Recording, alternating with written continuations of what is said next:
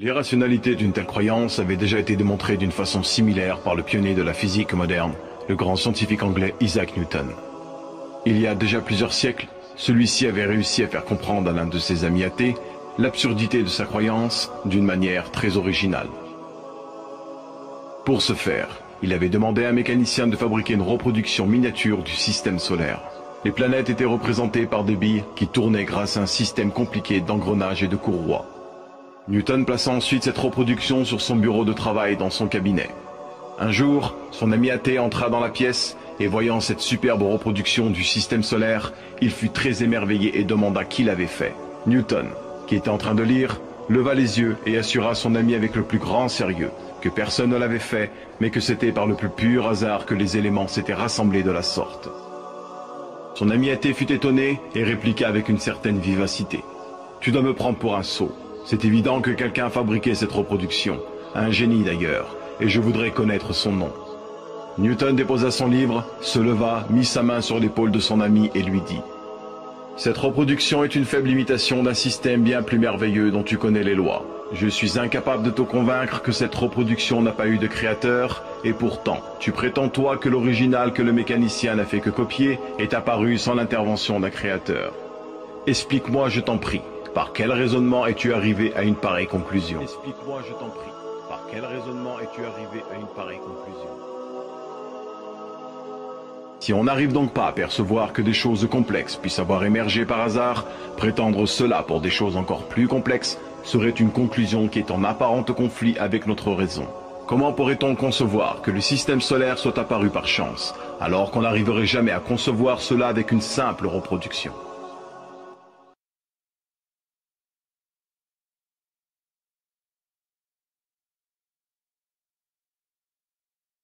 Dans son livre Les implications de l'évolution, le célèbre zoologiste britannique et partisan de la théorie de l'évolution Gerald Alan Kerkut mentionne: la première supposition de la théorie est que la matière non vivante a donné naissance à de la matière vivante. Autrement dit, le fondement de cette théorie repose sur l'apparition par chance d'une cellule vivante à partir de matière non vivante. Il s'agit de la base de la théorie de l'évolution, qu'on appelle dans le domaine scientifique l'évolution chimique. Alors, pour savoir si une cellule vivante pouvait émerger par hasard à partir de matière non vivante, de nombreuses expériences scientifiques ont été effectuées. La plus célèbre d'entre elles a été faite par le pionnier de la microbiologie, le célèbre biologiste français Louis Pasteur. Il conclut qu'un organisme vivant ne pouvait que provenir d'un autre organisme vivant. Par la suite, le grand médecin allemand Rudolf Virchow confirma l'expérience de Pasteur et conclua qu'une cellule vivante ne pouvait que provenir d'une autre cellule vivante du même genre. Ces expériences ont donné naissance à l'une des principales généralités de la biologie, la loi de la biogénèse. Dans le célèbre livre de biologie intitulé « À la recherche de l'ordre dans la complexité », on peut y lire: historiquement, le point de vue comme quoi la vie provient de la vie a été tellement bien démontré scientifiquement qu'il s'agit aujourd'hui d'une loi appelée loi de la biogénèse.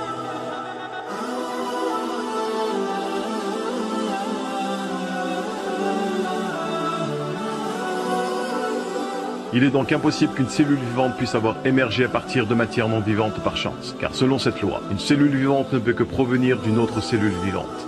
Le paradoxe est que les athées accusent souvent les croyants de baser leurs croyances sur la foi et non sur la science. Néanmoins, étant donné que les athées pensent que la loi de la biogénèse a été rompue dans le passé alors qu'ils n'en ont aucune preuve, ils basent donc leurs croyances sur la foi et non sur la science.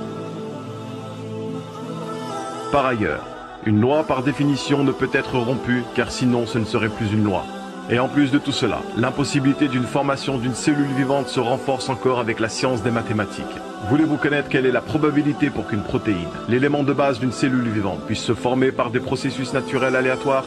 Selon le microbiologiste américain Douglas Axe, dont les résultats ont été publiés dans le journal de la biologie moléculaire en 2004, la probabilité est d'une chance sur 10 puissance 74.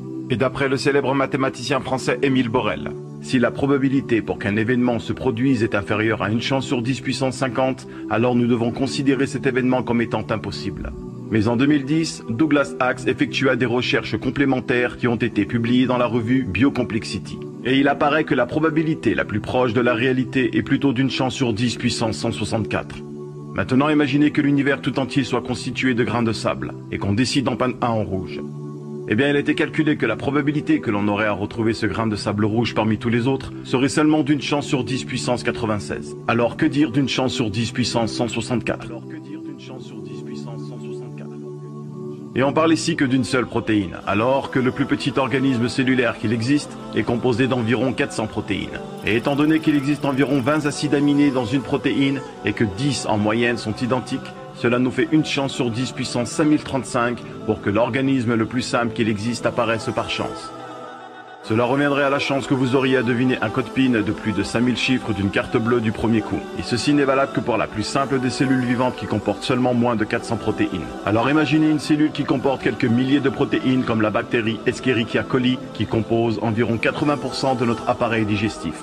Le célèbre cosmologiste Fred Hoyle, qui renonça à son athéisme au cours de sa vie, déclara concernant l'origine de la vie: la notion comme quoi une molécule indispensable à la vie, mais aussi tout le système d'une cellule vivante ait pu apparaître par chance dans une soupe primordiale sur Terre est une absurdité d'un très haut degré. Le fondement de la théorie de l'évolution n'est donc pas supporté par la biologie ni par les mathématiques. D'une part car elle contredit la loi de la biogénèse, qui est l'une des lois fondamentales de la biologie, et d'autre part car il s'effondre avec les probabilités mathématiques.